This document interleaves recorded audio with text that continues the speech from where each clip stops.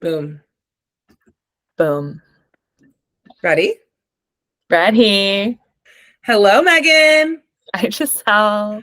Your face just brings me so much joy. Whenever we get on these little calls, Oh. these little Zooms, I'm just like so happy. All my troubles go away. Oh. Well, same. You look beautiful. Your hair looks amazing. Thank you. This color pop of red. We're just like always going to be encouraging y'all to go like watch us on YouTube. Get on the YouTube, friends. Days. But get on the YouTube, yes, friends. Thank God. Thank God. Things have been happening. Things have happened this week. We are here to report the news. Investigative journalism is not dead. I promise you that. We're independent journalists. Support us, like literally.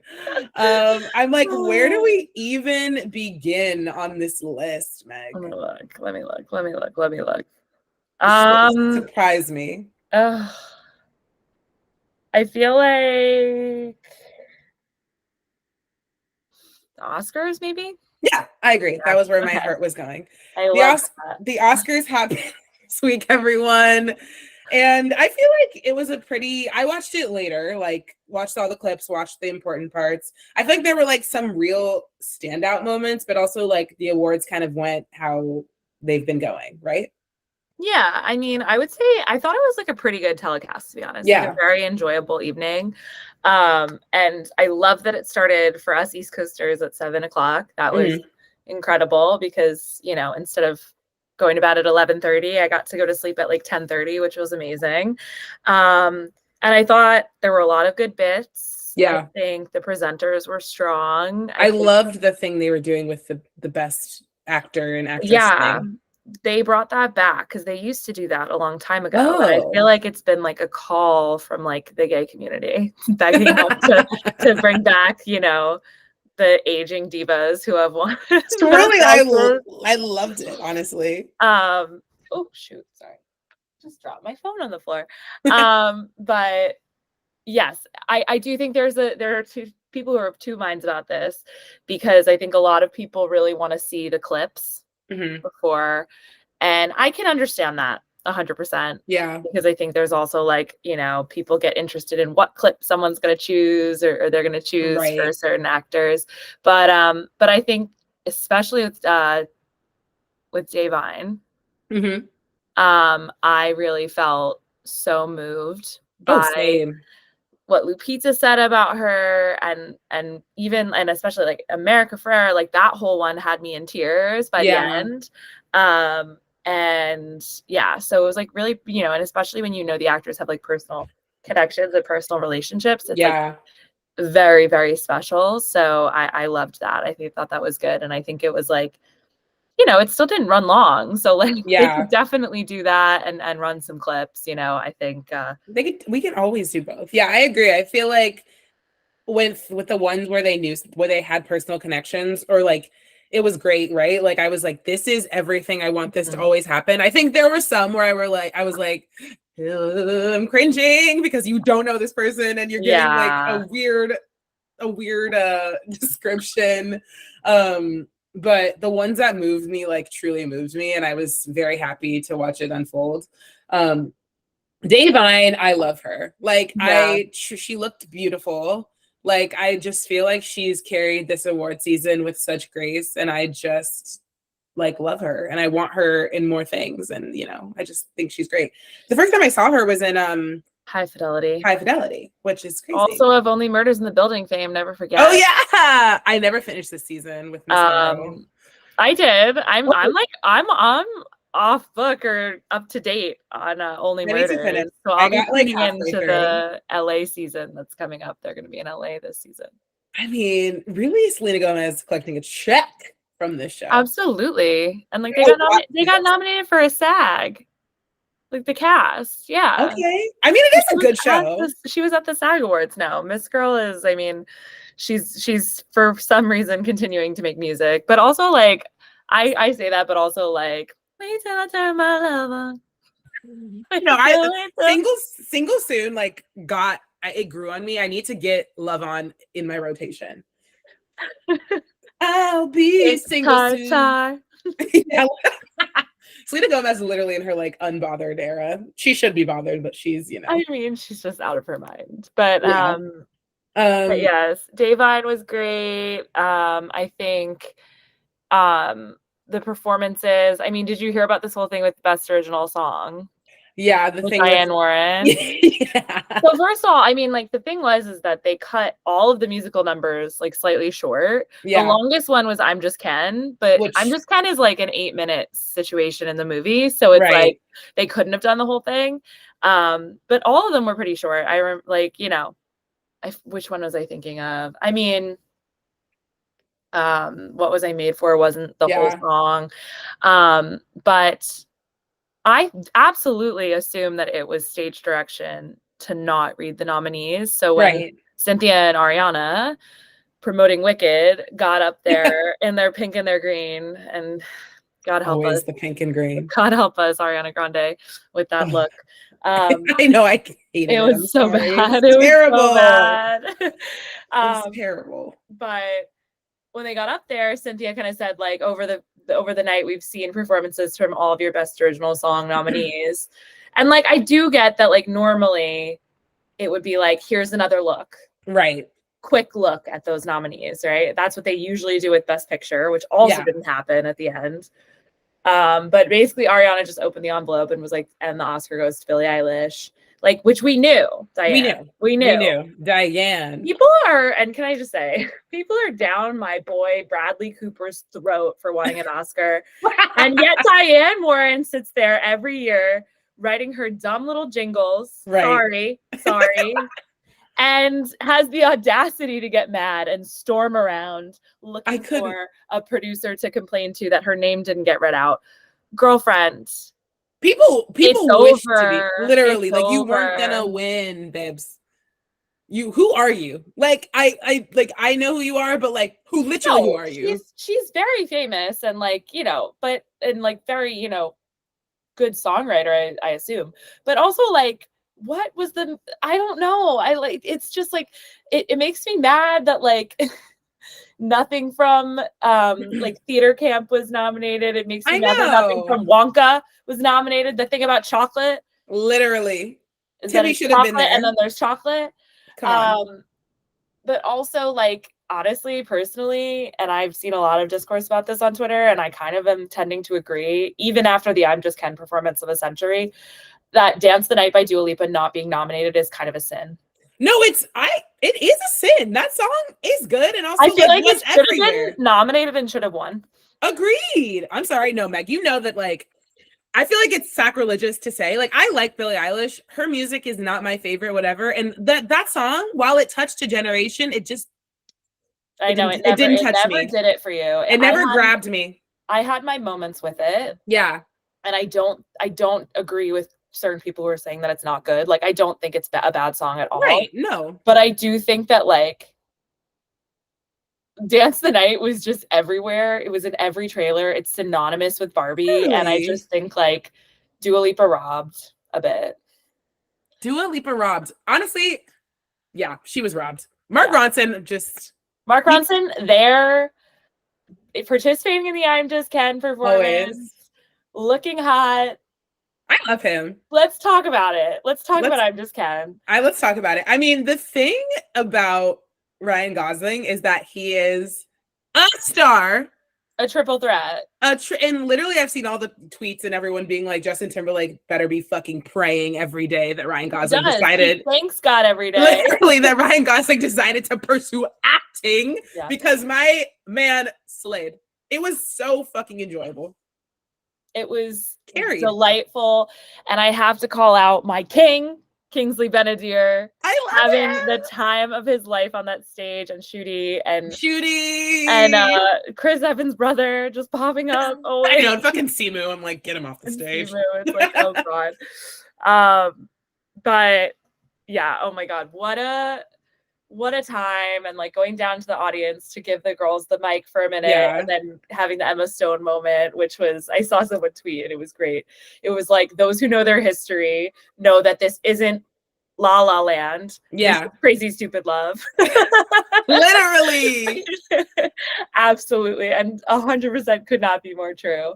Can I say something? Say something. Grace, can I say something? Just investigative journalism, as we've been doing. Okay. I know that Miss Ray was there for not only American Fiction, but also Barbie. Yeah. But I do kind of feel like either she didn't want to be a part of the Barbie narrative anymore, but like, don't you kind of feel like it was a little bit disconnected? Like, she was in the movie. She was not a small, like, she was a bigger part of the press and the movie, but I kind of felt like she was very like not with those people. Like, she was more obviously more like the American Fiction people, but I don't know. I just felt like that was kind of weird. Am I feeling like, is it not weird? I don't know if I picked up on that. I don't know. Like, that's I kind of forgot she was in Barbie for a second, but then I was like, wait, she like was in. No, it's just President Barbie. I mean, did you get to see American Fiction yet? No. Okay. I would say she's kind of like equal in both of them. Like, definitely a supporting performance in American Fiction. I don't really know about screen time. But maybe it's just, obviously like Barbie is such a larger ensemble. Like, she can sit with the American Fiction people. Yeah. I don't know.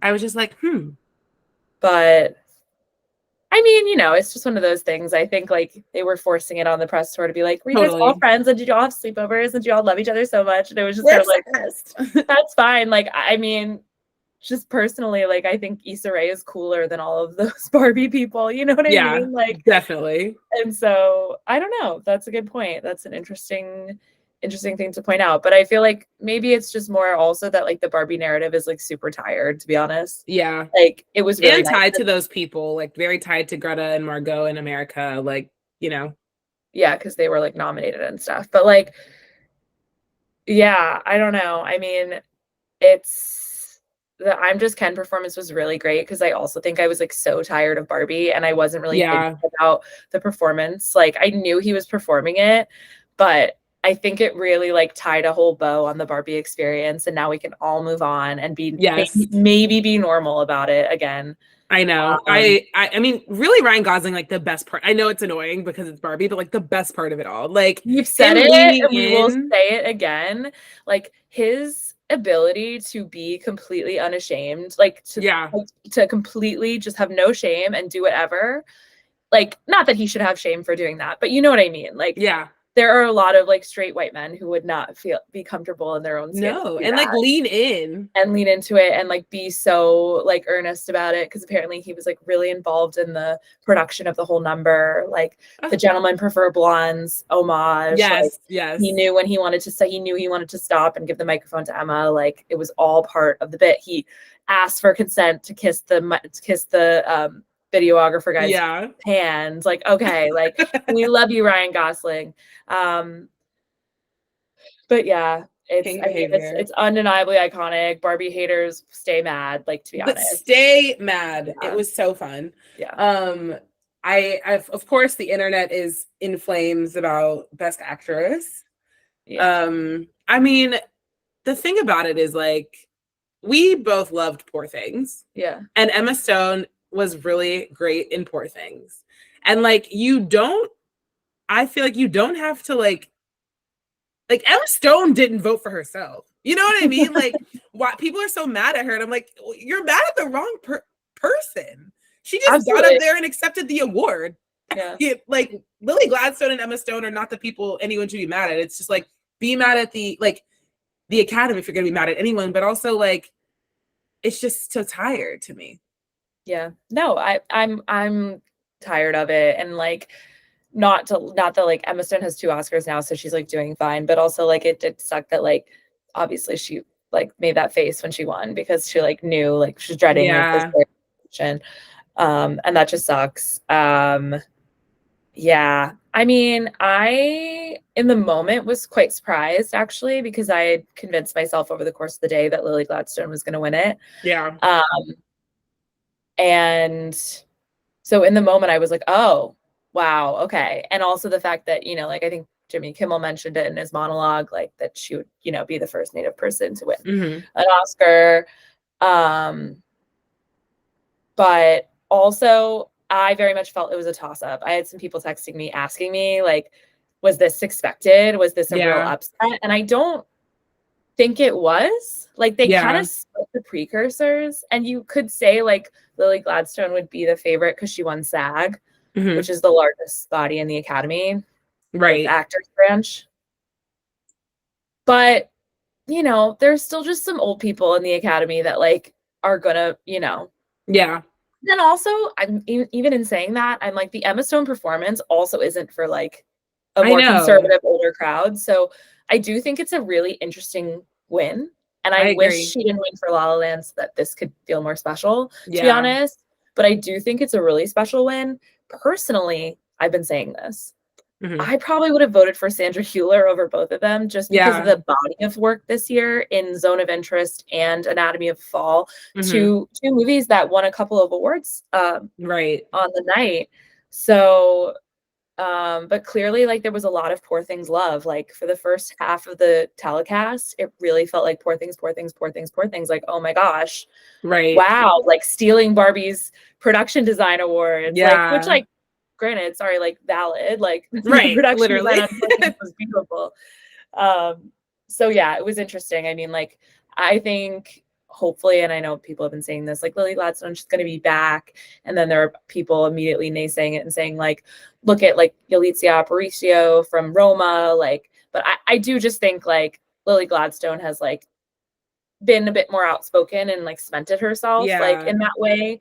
And I think obviously as a champion in like Martin Scorsese and like has some like interesting projects lined up. So and then there's the whole discourse about like should she have run supporting or lead? Right. And it's like I think Kyle Buchanan of the New York Times, I think it was him, said something about like by running in lead, she's telling people like treat me as a lead actress. Yeah, I'm a lead actress, totally. So, you know, I'll absolutely be on the lookout for her. She's in this new Hulu series with Riley Keough that I kind of like murder mystery situation.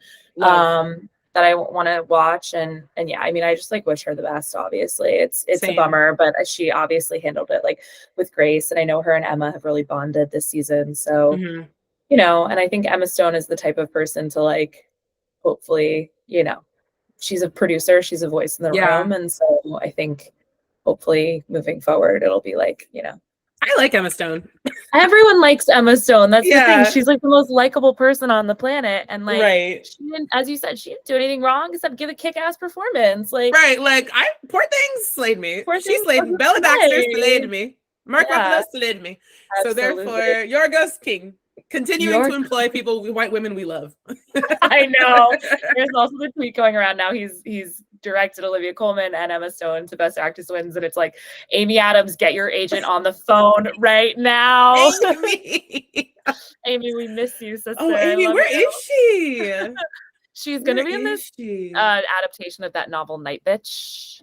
Okay. Which should be interesting. I don't think it's going to be like Oscar bait. I mean, maybe I'll eat my words, but yeah, you know, she's always making an interesting decision. Sometimes interesting good, sometimes interesting bad. But she'll be there. We wish that The Woman in the Window was a better movie for her and Brian Tyree Henry's sake. But I watched that shit. I know Bradley, poor Bradley, like really just we all knew. We knew that he wasn't gonna win, but like we'll get him next time, Bradley. I feel like at this point he's gonna win for director. Yeah. But it's gonna take a while. And that's fine. Yeah, put in the work. He's gonna keep putting in the work. He's not giving up. I thought Carey Mulligan looked beautiful. Absolutely, one of the best dress. Her and then her and Marcus Mumford. Did you see? He like posted on. I didn't know he was hot. Yeah, he is kind of hot. I like truly had no idea what he actually looked like, and I saw him and I was like, wait, he's got he's got really piercing eyes. Yeah, like Slay actually. Yeah, and you know their whole story, right? Yeah, I learned this weekend when I realized he was hot. They went to camp together when they were kids, and then they were pen pals, lost touch, met at a concert, and got like engaged 5 months later. I'm obsessed with this. And then he posted a TikTok, and it was like him carrying her at the Oscars, and like I'm just Ken in the background. Like, we love a man who knows that his wife is more important than him, actually. Literally, more of that, please. Actually, more of that. RDJ won an Oscar. in only RDJ fashion. And I know people are like, there's this whole narrative this award season about like the way that you're, obviously reacting to the presenters on stage and whatever, and like the Kihoy Kwan thing. Obviously, like, I'm not going to defend it, like, because it's just is what it is, but I'm just kind of like over trying to cancel people for that. I don't know. Like, it's just like, okay, we get it. Like, yeah, they're caught in the moment. Maybe they're like being a little bit rude. Like, what I'm kind of, in my personal opinion, I'm like, what did you expect from Robert Downey Jr.? Like, he is an egomaniac. Like, that's who he is. So literally, like, he is Iron Man. Like, there's no separation. Yeah, he and is like him. they were taking selfies together backstage, so I'm like, I don't think there's any bad blood between them. Yeah, like, I mean, RDJ y'all are is just RDJ. creating drama to create drama. And then Killian, of course, very sweet Killian. Ireland's he's prince. so tired. Like, Ireland's let me be greatest free. prince. Yeah, let but then me now free. he's the new face of Versace or something. Okay. Like, yeah. Obsessed. No, looking Christopher so cute. Nolan got his Oscar, right? That's his first, finally. Yeah. I thought his speech was really good about I agree. Like the 100 years, how cinema is only 100 years old, and like imagine like, and the fact that you think that I'm a meaningful part. Like I thought that was like really sweet. Yeah. And then good. I was gonna say Cord Jefferson, right? That's his name. Yes, Cord Jefferson. Loved his speech. I thought he gave a really good speech too. I didn't realize how young he was. I know. But yeah, very very good speech about making more low budget movies. Low budget, like and taking we love a low budget film. Taking chances on like more interesting projects. It's definitely like, it's so true. And then of course my eyes see Oppenheimer.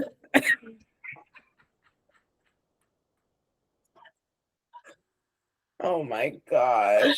They need to stop. I'm so sorry. I'm not ageist. I promise. They need to stop making people over 70 do Best Picture who don't want to be up that late. No, like, I didn't. I know it was only like 7:30 in LA, but still.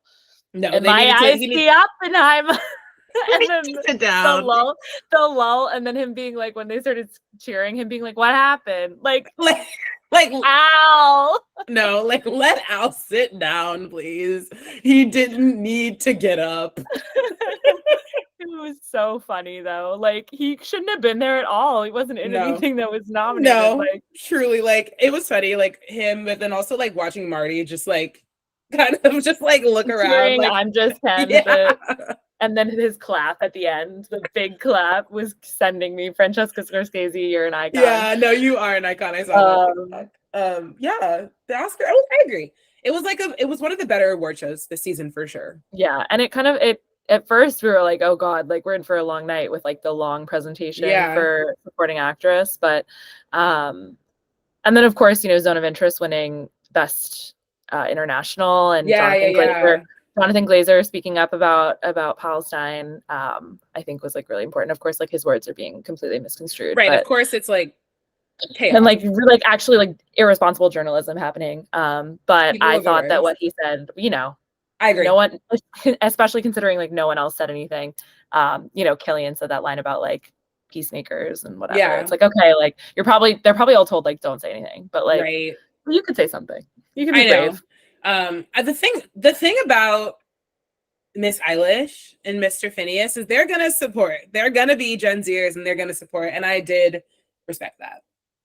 Someone like clocked Billy at a Starbucks this morning though, so they're trying to cancel her again. You had one job, sister. You had one job. Go to Dunkin'. Just go to Dunkin'. Literally. Oh my god, that's so Except I'm saying that, and meanwhile I was texting you on Saturday that I had to get a Dunkin' coffee, and I was like, "Fuck this, it's garbage." Absolute garbage. Oh my god, Billy. I liked her outfit actually. Like for Billy, I actually really liked it. It was like in line with what's been going on with her, like her fashion trajectory, but it was cleaner, like neater, and I felt like that's kind of what that vibe needs, right? Agreed. That like very like schoolgirl, whatever. Like it needs to be like very buttoned up, and I thought it was like kind of a slay. Yeah, I agree. Claudia Sulewski will always be there, arm in arm with Phineas. My girl really like getting to go to all the award shows. Raya needs to pay that girl because I can't, like, her life is completely changed. Perfect. Her life is perfect. I would never complain. No, her and her body lotion. But yeah, that was the Oscars. I feel Yeah. like we touched on all the things. Absolutely. I mean, yeah. I was so tired at the beginning. I didn't Oh, know if I was gonna make it. What? Sabrina and Barry official. They are official, aren't they? They are. I mean, I was already seeing like the clips from the Eras tour I mean, in Singapore. He flew to Singapore. Like Yeah, that's kind of a long. I mean, I guess from LA, but like this man has a whole child somewhere. We don't even know where that child is. literally. I mean, Brando. he is like fully in his 30s with a child, like recently broken up, and Sabrina's like, in her young pop star era. But this is what the young pop stars do, don't they? Like it's really just like canon. It's all canon events. I saw someone refer to them as Funko Pop Taylor and Travis. They've been quiet recently, at least in my world. They went to one of those after parties that was like no cameras, so they were out and about. But now she's done with Eras for like 2 months now. So I mean, this is the thing. It's like if she can like stay away until the album, the Tortured Poets Department. Thank you. In like 5 weeks. Yeah, if she can give the world 5 weeks, I would be proud of her. She's not going to though, because the Eras Tour movie drops on Disney Plus tomorrow. Oh my god. Tomorrow. And of course it's like I got $20 for that. Okay, Taylor. I know. It got moved up from Friday at midnight to tomorrow at like specifically like 9 p.m. Eastern, which is like as long. So everyone's like, they're freaking out. They're like, oh my God, is she announcing something? I'm not doing it anymore. I'm not going to get hurt again. It's not going to happen. Absolutely not. You don't deserve that. Yeah, no. So, LOL. Well, she is inevitable, isn't she? She is inevitable. Like as once Thanos said, oh God. I am inevitable. All right. That was a good recap. Yeah. Okay. Should we talk about new music? Yeah. We should. I mean, the thing I'm gonna make, I already made these claims to you. I'm gonna make a bold statement that I actually don't maybe think is that bold. A lot of people are saying this, but this may be Ariana Grande's best. Like cohesively, and the people know, I was not expecting this kind of greatness. I was really just expecting like, similar to what we got with Positions. Like she's putting out an album, coming out kind of randomly. Here we go. Some songs that you like, but nothing really to write home about. But Eternal Sunshine, baby. I have played literally nothing else for the last 5 days. I'm obsessed with it. And like, I genuinely think like, I'm saying craziness here because it hasn't come out yet. Like, I know Cowboy Carter is going to affect me in such a way. I know it is. But like, I think number one, I think Beyonce should have won Best Album for Renaissance. We know this. Yes. And I don't know if Cowboy Carter is going to change my life. It is, but yeah, in terms of like being a best album, you know what I mean? I don't want it's country. Like, I don't think Beyonce's going to win Best Album for Cowboy Carter. Ariana Grande could win Best Album for this. I'm saying it early as the first album that's come out, but like it's so good to me. What do you think of it? That is a statement. I know. I really think it's good. Like no, it is. I'm just shocked. I'm looking at your. I've listened to this your so stats, much. Your Stats FM right now. Embarrass me, man. It's your number one album of 2024 already. By a lot. My sister. I know, my sister. I've really been listening. I love it. No, I love it. It's my number one album of the last 4 weeks already, and it's been out for 5 days. Casey comes soon though. So Casey comes so soon. Yes. So Eternal Sunshine. Wow. No one can pick a single these days. No. Because why is Yes and the worst song on the album? It's the worst song on the album. Always. And I feel like we said this last week that it was probably going to be an outlier. Like that's what we thought. But okay, so Thursday was the Traitors finale, which like, it kind of fell off at the end, but also like there was drama. So I was watching that, and also the reunion came out. So I watched until like 11 p.m. and then I'm like up and whatever, and it hits like about to be midnight, and I'm like, oh fuck, Ari's album's out. and I'm like looking at the album length, and it's only like 35 minutes, which again, Right. like kind of perfect for this kind of pop album, like perfect length. Like I know, Agreed. like Agreed. I know we kind of complained about the Olivia Rodrigo album being that short, but like this feels right. Like Correct. it feels long, and it like just long enough for whatever reason, and that may be, you know, just random. But I was like, okay, well, if I've listened to Yes and already, I'm gonna skip that. So it could be like a 32-minute listen, and I could go to bed at 12:30. So I listened to it. And like any first listen, it kind of a lot of it blended together. So I saved 6 songs, and I didn't save the intro, which like I should have. So like, but these 7 also feel like the ones that I'm going to be continue spinning. Plus, I'll add one more. But on first listen, I wasn't as impressed. And then the next morning I got up and I was like, And Giselle and I went to spin. We went to Fun Friday, and Jasmine played 3. She played Yes and We Can't Be Friends and Eternal the Saturn Returns into Eternal Sunshine. Yeah. And that was convincing. From the jump, bye. I got chills. Yeah. I was like, okay, we're serious right now. Like Bye is the song. It's the song. And can I tell you, because I was in a hotel room this weekend for my friend's wedding, and I was getting ready on Friday for the rehearsal, like by myself in my room, and I had a speaker, and I played the album while I was getting ready, and I was fully dancing around my hotel room. Like it is contagious, that song. Absolutely. It has that very much like hairbrush microphone vibe to it. Yeah. And I think it's so good. I think it's Agreed. so good. Agreed. And Meg and I both. Yes, immediately. Like, that's the one. Immediately, that's the one. Don't Want to Break Up Again doesn't do it for me as much, but still good. And then love the little Saturn Returns interlude. Yes. Wake up, wake up, wake up. And I'm like, okay, bitch, I will. I'm up. I also like the intro. I like the intro. Like I like the concept. Like I like the concept of like how, because I watched the Zane Lowe interview. How do I know if I'm in the right relationship? And that the end of it with her Nona is kind of the answer to it. So I really appreciate this creative concept that she's come up with 100%. Same. Do I agree with what everyone's trying to say to like defend her and what she's saying to defend herself, that this isn't autobiographical? No, that's bullshit. It is autobiographical. Let's be so for real. But like love it. Like whatever, you know? Also like, did you listen to Lost Coach today? I did. And Bowen's like, I'm like, Bowen, defend your friend. Defend your friend, Bowen. But like, this is autobiographical. I would do this for you, right? Oh, if absolutely. This was your album and you were like, I promise, like it's concept, I would be like, that's exactly what my sister said. What she said is Bible. Literally.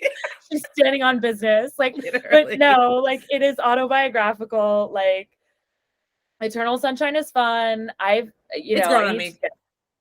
Supernatural, so good. Can I admit something? I haven't listened to the Troy remix yet. I know. It's so good. Meg, you know how I feel about Troy. I was at a wedding and I was like, wait. And then I saw it and I was like, did she really drop this on a Saturday night? Like, what's going on? But she calls it like this. It's not the full deluxe, right? She called it like the semi-deluxe version or something. Yeah, like it's just chaos always. I will say, and I feel like this is gonna blaspheme you, but True Story is kind of a skip for me. I'm sorry. It's okay. I love you. I love you. And sometimes we have things that we aren't as completely aligned on.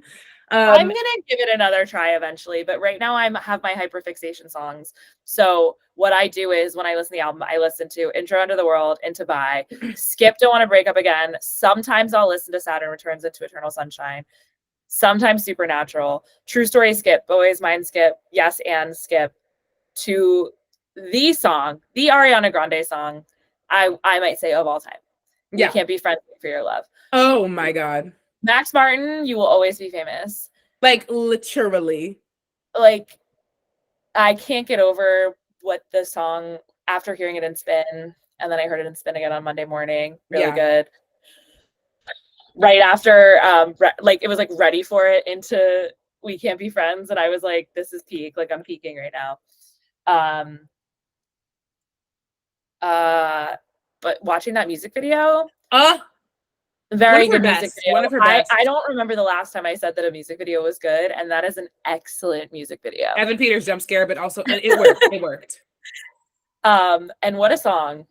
I know. It's actually like it's such a good song. It's so good. It should have been the single, but like I conceptually and like promotionally and like marketing wise, I understand why Yes and was the single. I do.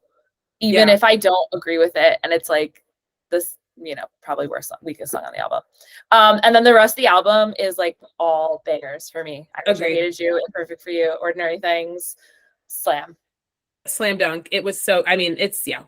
Agreed. Your thorough and incredible analysis. Yeah, the only one that I love is a True Story hit me upon first listen. This is a true story I'm trying to figure out what it reminds me of, that opening.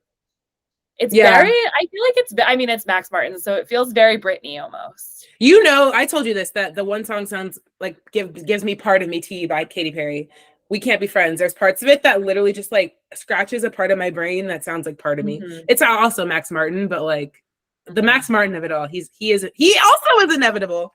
No, he's inevitable. And like, I think in general, this is what most artists do. Like Jack Antonoff has his, dirty little fingerprints all over every Taylor Swift song these days, which I'm not complaining about. But I think cohesiveness is key to, like, obviously, like, she worked with Max on like literally all the songs. Like, it was the two of them and Ilya basically, and like that's it. So I think that did wonders for it and just makes it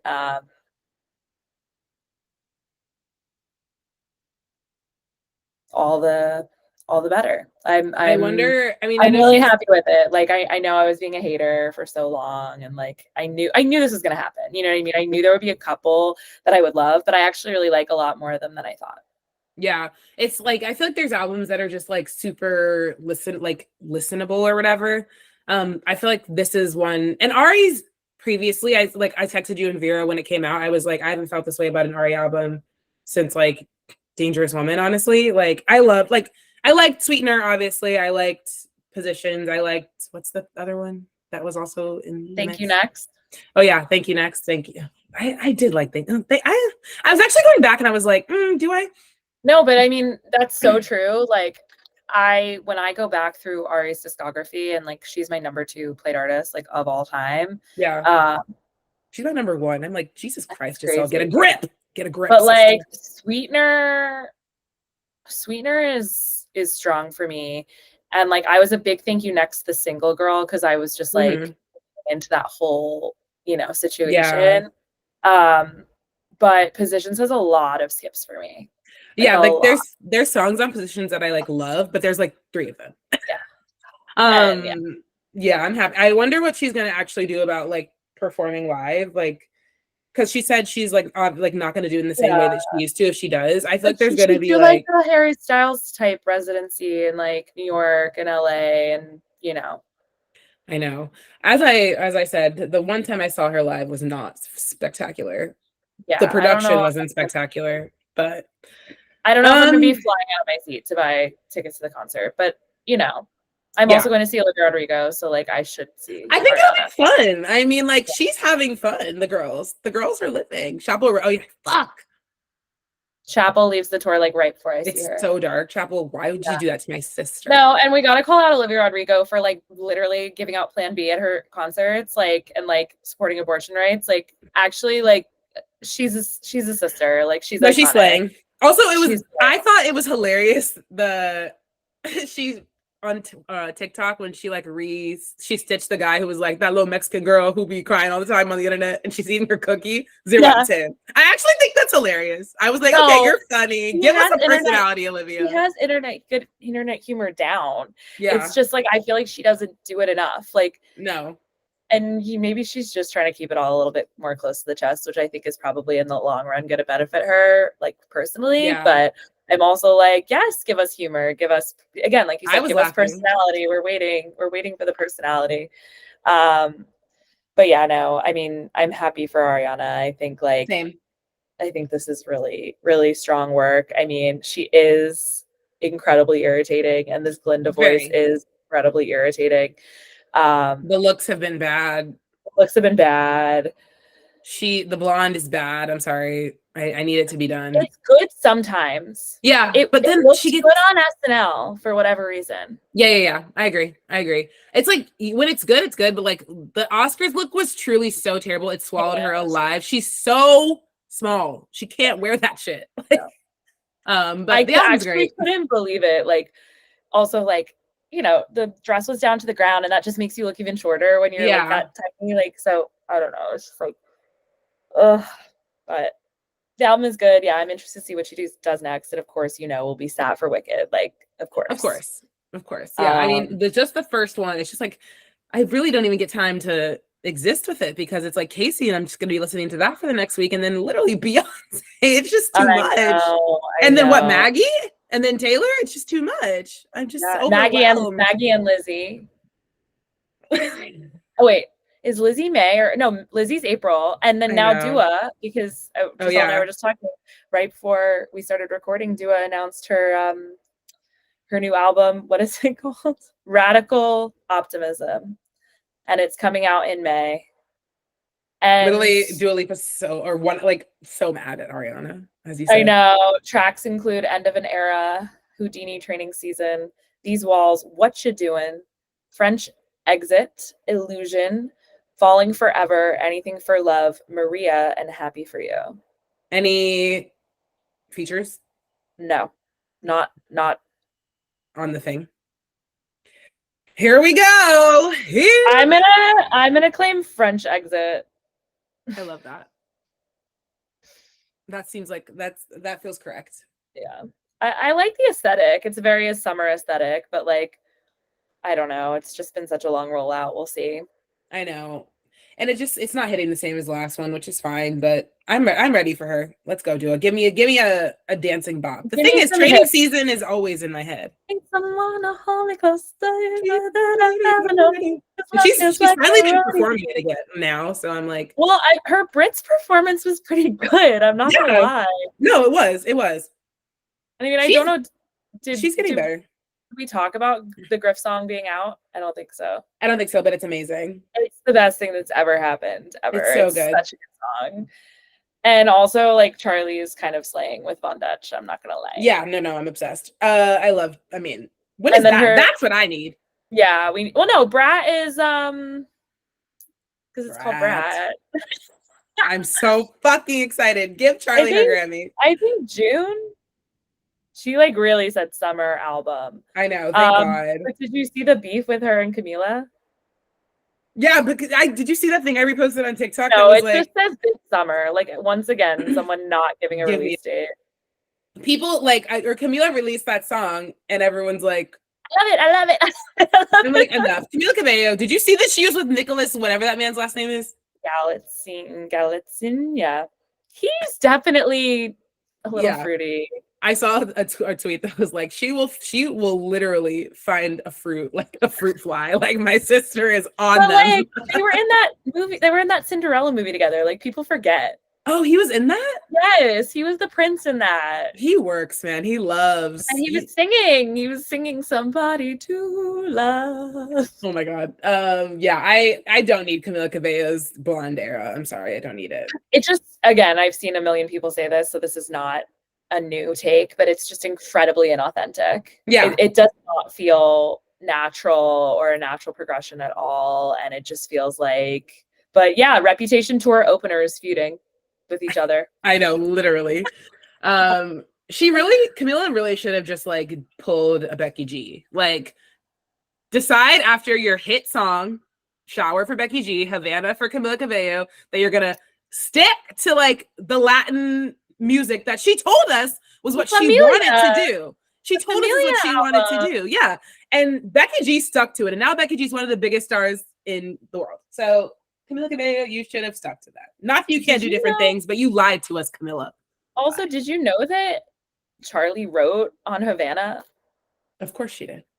That's why it's like,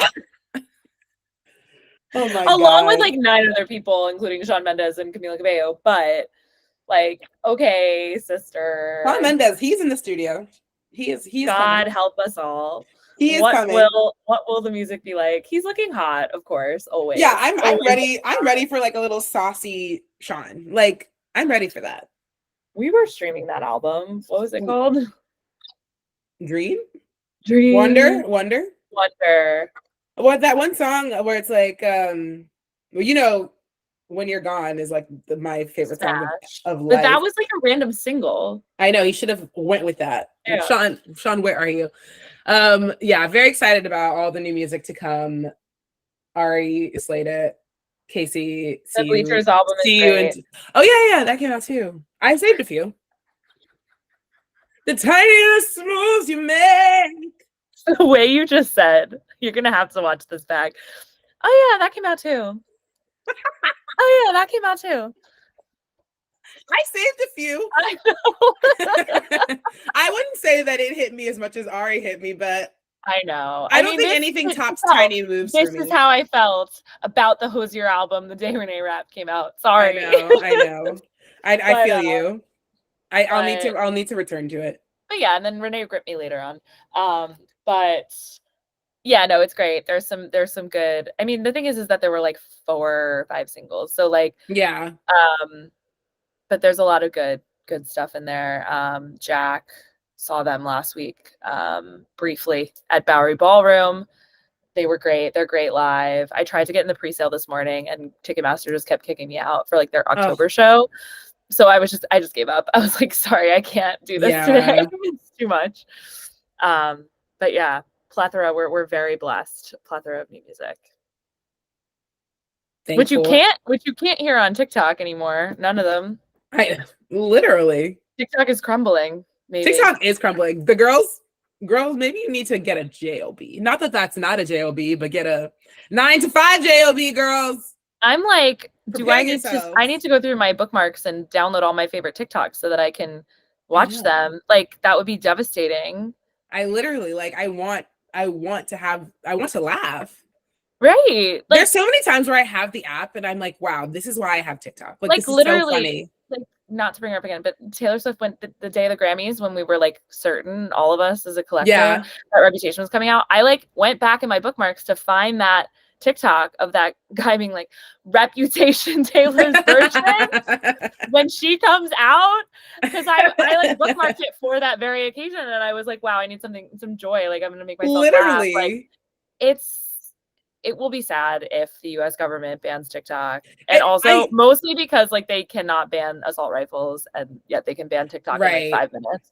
Yeah, it is crazy. It's like I'm always like, is it like really gonna happen? Like, I feel like they always tell us it's gonna happen, but then like one day am I just gonna wake up and TikTok's gonna be no more? I mean, the thing is that like I'm like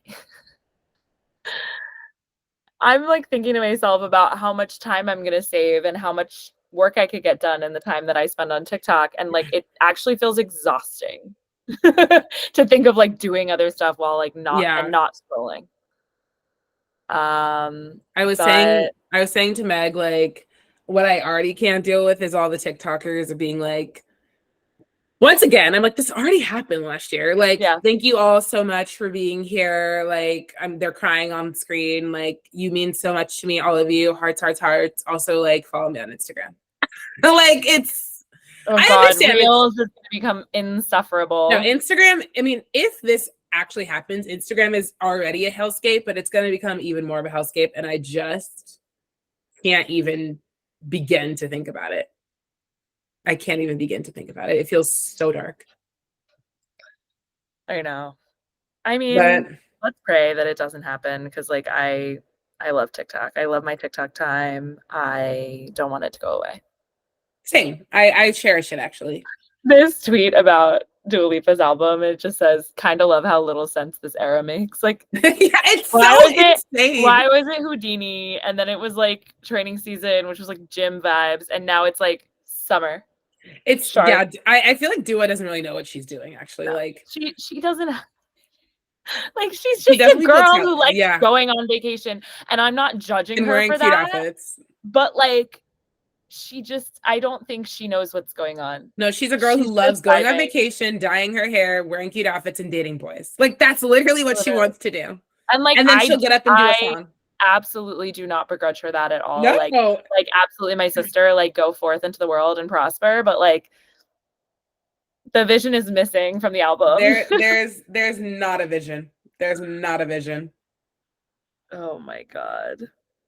Oh, Eternal Sunshine, Radical Optimism. Now, I'm not saying solar power has suns, but we may need to do a DNA test. I mean, Lourdes ahead of her time, if we're being honest.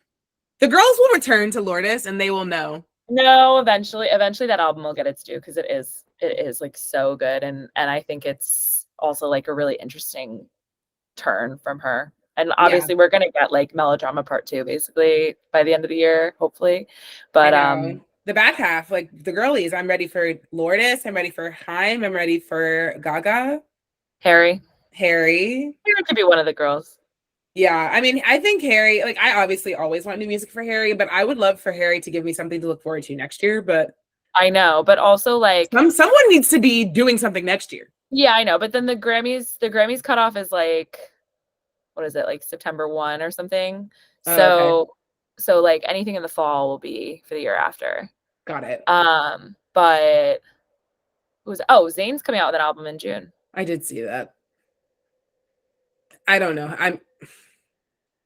I'm a bit exhausted by Zayn, but I will exhausted by him doing nothing, but I'm still exhausted. I'll listen. Yeah, I suppose I'll give it a listen. He went on Hot Ones, or is going on Hot Ones. I didn't watch it. I didn't. Be sad. I have not seen it if it came out, but I will watch. I'll give him some time. Yeah. Give him a chance. Give him a chance. Okay, Meg, should we round it out with the continuous topic that won't literally leave our brains, but also like continuously keeps getting more insane? Kate, Watergate. What? Okay, so last week we didn't have the Photoshop image last week. No. That's crazy. Yeah, because it was on Mother's Day in the UK. So much has happened. Which was Sunday. So much has happened in the last week. Yeah, it is so crazy how this just keeps getting more insane. And like I sent you guys that timeline article from the former correspondent, I guess for the royal family, which is actually like, it really cohesively like explains the timeline, because like this has been going on technically, if you think about it, and probably obviously for years, because like William, and as a bit of a royal connoisseur myself, like I am in tune to like what's going on with them. So like a couple years ago when it was kind of leaked briefly that he had a mistress, and it was like Kate's friend and their neighbor, this Marchioness of Cholmondeley, which is how you say it, not Cholmondeley. I knew about that. So like that was when I had decided, like, not then even, like it was the Meghan and Harry stuff, but had decided that William was a piece of shit.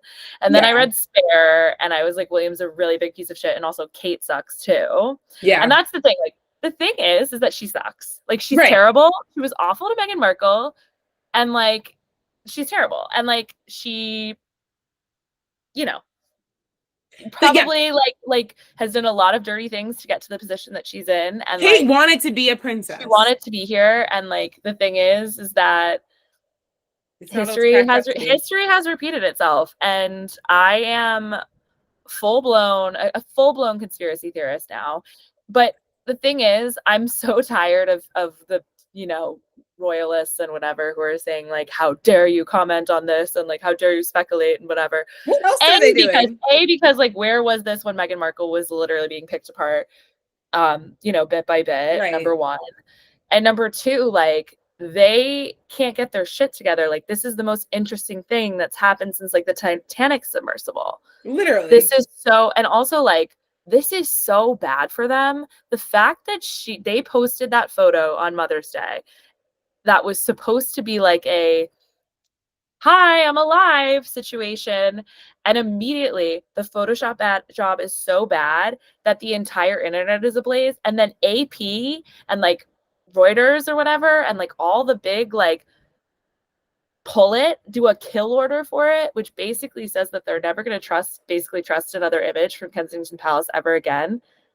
That's crazy. And then, Meg, on top of that, in the year 2024 of our Lord and Savior Beyonce, she gets on Instagram and does like a fucking Instagram story writing.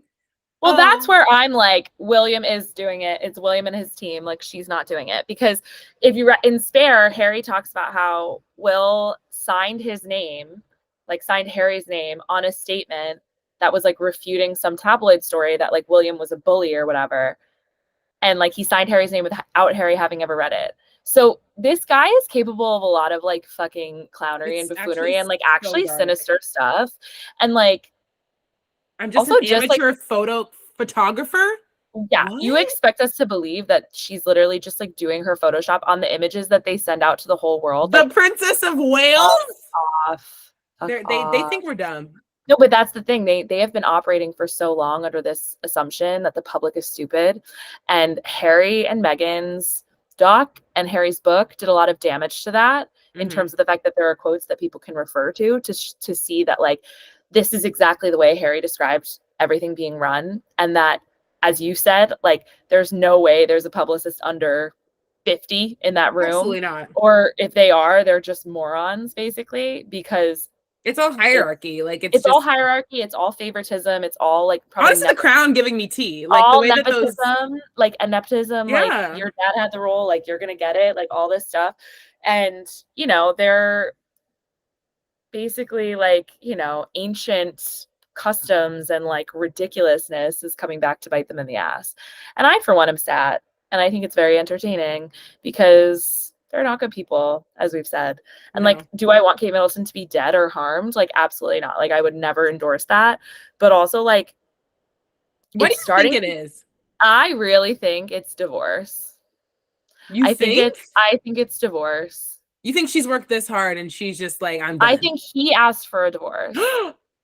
I think that's the conspiracy theory I believe the most. Okay. In December at Christmas, he asked for a divorce.